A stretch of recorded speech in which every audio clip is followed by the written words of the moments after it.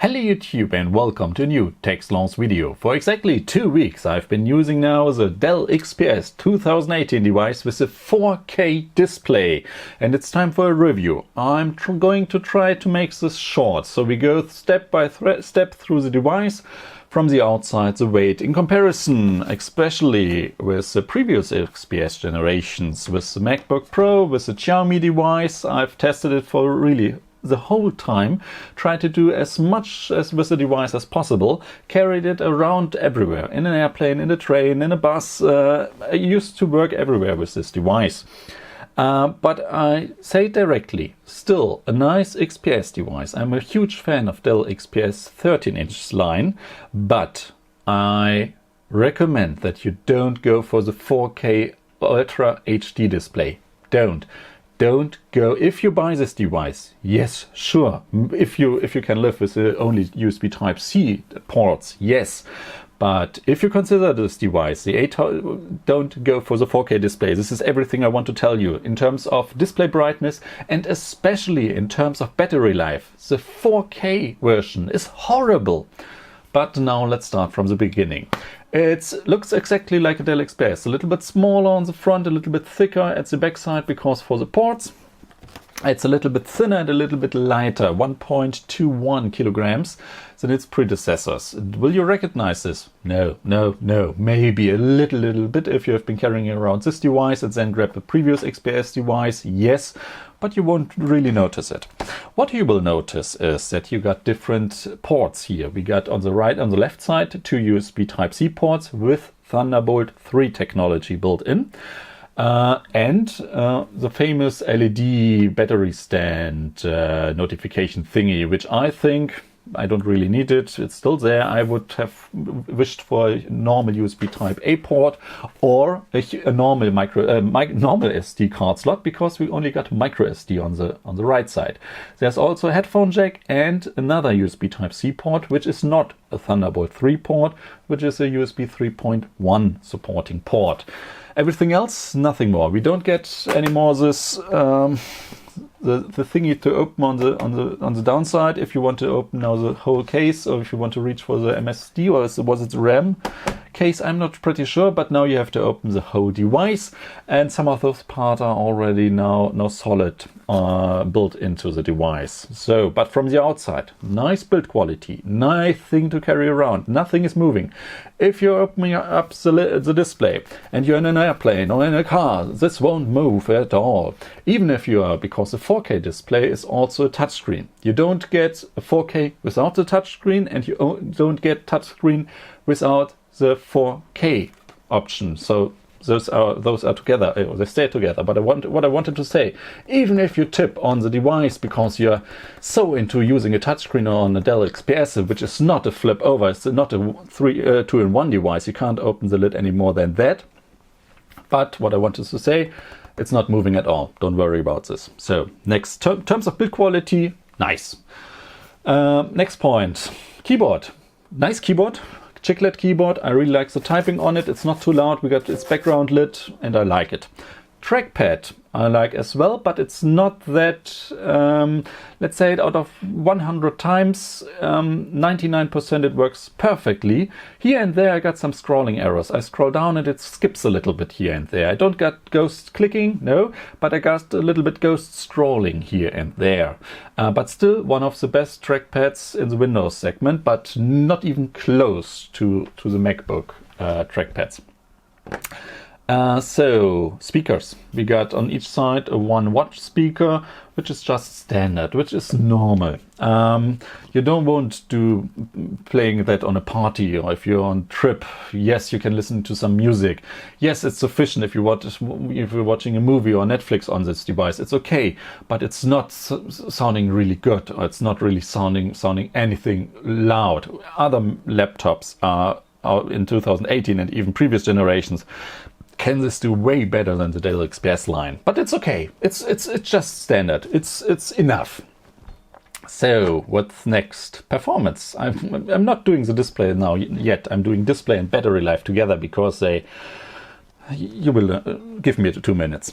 Terms of performance, this is the version with the i7 8550U CPU built in. It's got 16 gigabytes of RAM and 212 gigabytes of SSD storage. Costs around 1,800 euros. The basic version starts at 1,300 euros with a full HD display with only i5, 8 gigabytes of RAM and 265 gigabytes of storage.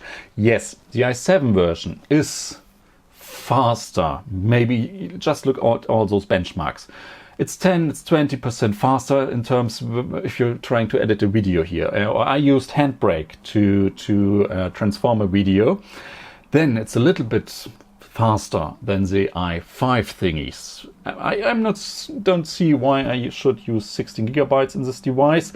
Yes, I know there's some people who really need them. But for the average buyer, I still think 8 gigabytes and the i5 is a better choice here to go. My experience, my opinion on this. In terms of performance, if you're doing your office stuff, you're browsing, even the basic model is enough. There's no difference in this task. Only if you're doing heavy tasks, then you can save a little bit of seconds or even minutes in rendering time, in working time, in editing time or whatsoever, if you go for the higher models. In terms of gaming, this is not a gaming machine. You can play every Blizzard game on it. I tried StarCraft 2, Hearthstone, of course Hearthstone with the touch. Yes, this is a port where I wished I had a 2-in-1. And even Overwatch, but not in high resolution. You play it in 1377 by 768 with medium details. Which is sufficient, which it's okay, but it's a shame for a 4K display. So you won't do 4K gaming on this device, not even in the high-end version of this box. There's not even close enough power for that.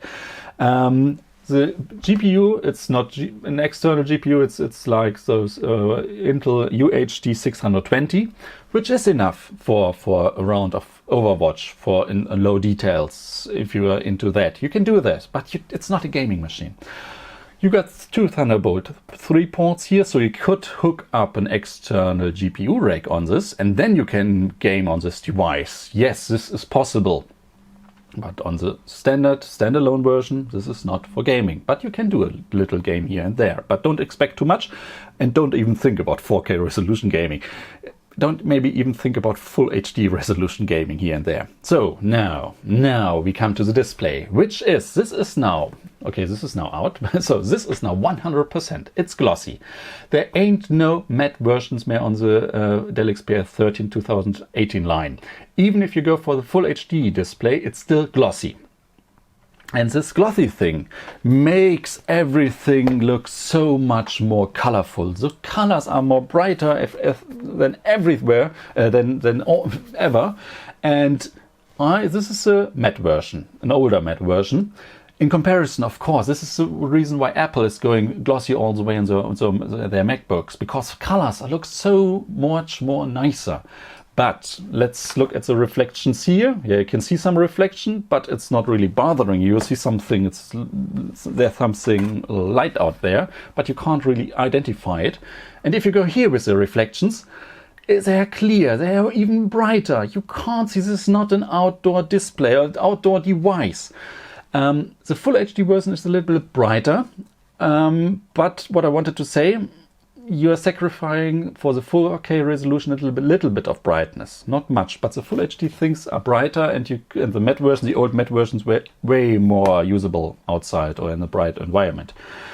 But the thing I wanted to say, the step is if you got non-glossy display and then go to full HD glossy, then you got the 80%, 90% of the effect you see on this display because of the colors. It's just more wow. The 4K resolution on a 13-inch display, you won't notice that much. Yes, if you put two devices, full HD and 4K next to each other, of course you see it's sharper because it's got 4 times as many pixels. But this is, again, like with the CPUs, it's only giving you 10, maybe 20% of more of wow, what you maybe want to have. But all those other, no. And I'm telling you why not. Not because of the brightness. Here and there it can be about the brightness. But the thing you don't want to go for the 4K display is battery life. The battery life on this thing is awful compared to other Dell XPS devices, because if I use it normally, so with normal brightness settings, normal stuff I do on this, I get 5.5, not even 6 hours out of it. This is so much away from an all-day device that the other Dell XPS devices are. Here, I'm at the 8, 9, 10 hours of range with normal usage and same usage scenario.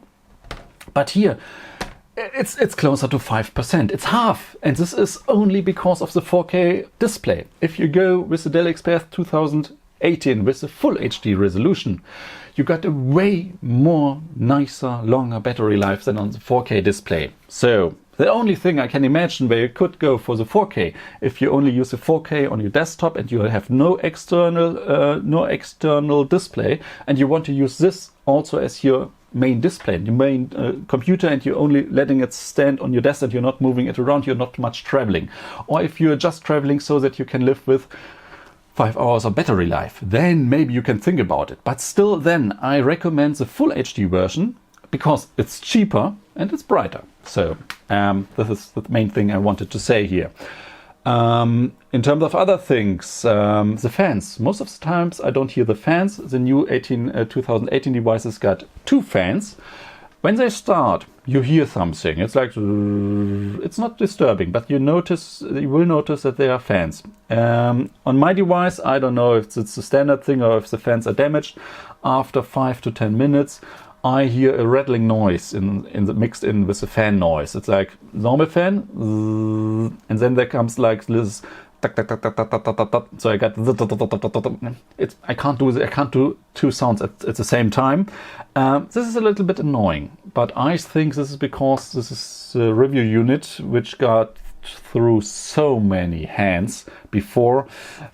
Maybe the fan is a little bit damaged here and there, but if they work normally, even if you're gaming or if you're doing heavy tasks, you will notice the fan, but it's on a noise level that you can definitely live with. It's not annoying. This is what I want to say.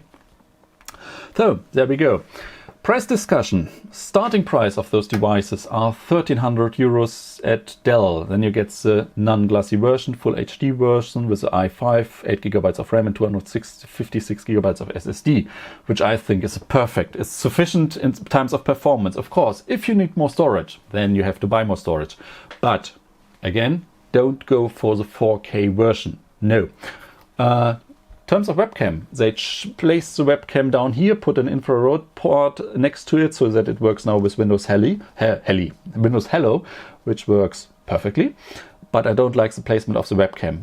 Camera quality is no. You don't want to use this as a webcam because it's and with the camera in the middle, everybody who sees you will look you up into your nose.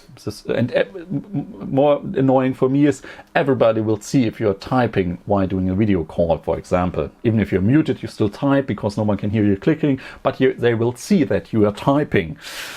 So in last year's models, you got the webcam on the lower left side. Then you could flip up the Dell XPS and you could put it there, and you got the camera closer to your eye level, which was you can't type anymore, but it was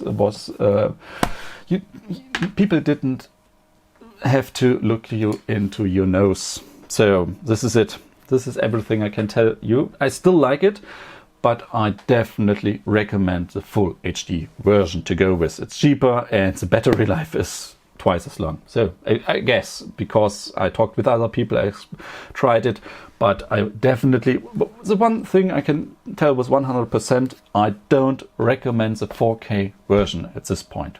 At no point, I guess. No. So this is it.